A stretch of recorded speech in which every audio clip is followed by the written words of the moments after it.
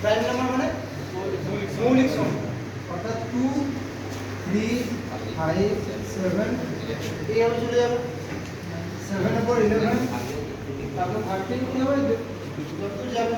Prime number কোনগুলো বলবো, যে নাম্বারগুলো দুটো সংখ্যার মধ্যে হয় সেই সংখ্যা এবং এক, ঠিক আছে।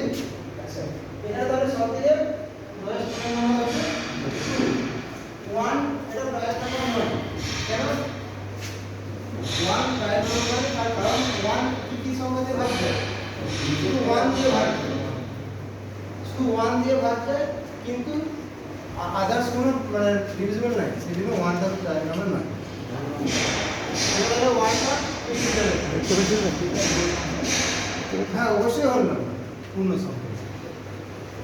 এলসিএম, এলসিএম টা লিখে রাখবে। এলসিএম ফুল ফর্ম কি? Lowest common multiple.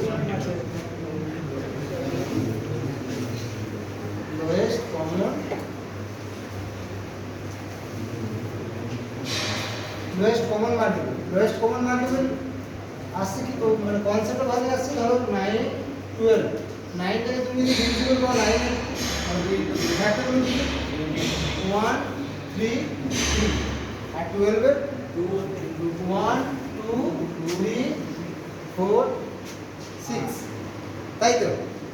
এবার এগুলোর মধ্যে কমন মাল্টিপল কি কি আসছে? 3 আসছে আর 1 আসছে। 3 into 1 3, তাই তো?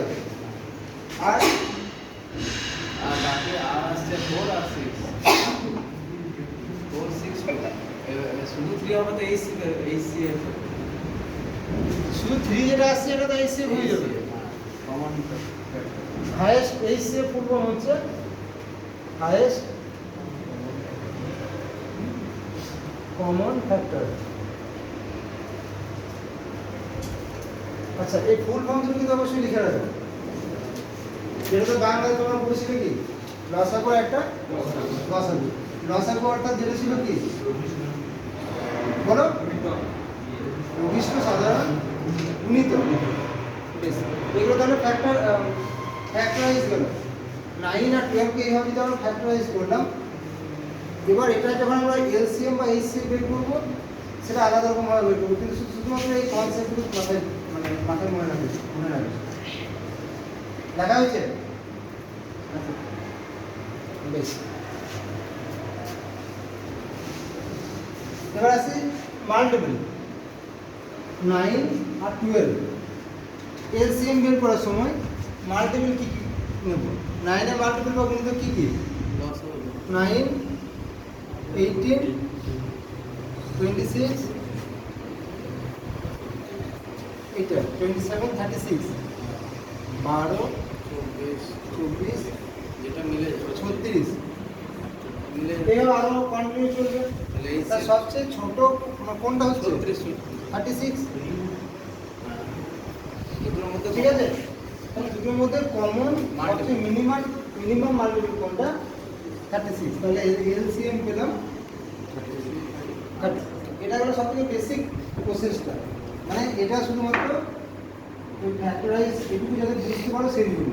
কিন্তু ফাইনাল পরীক্ষাতে বা তোমরা নিজেরা যখন করবে তোমার তো এই মানে বেস হিসাবে করা দরকার নেই। তোমরা যখন নিজেরা করবে তখন পূর্ণ মাত্রার উপর। এটা দেখো, দেখা হচ্ছে পুরোটা। তোমরা এইভাবে ফ্যাক্টরাইজ করবে 9 আর 12।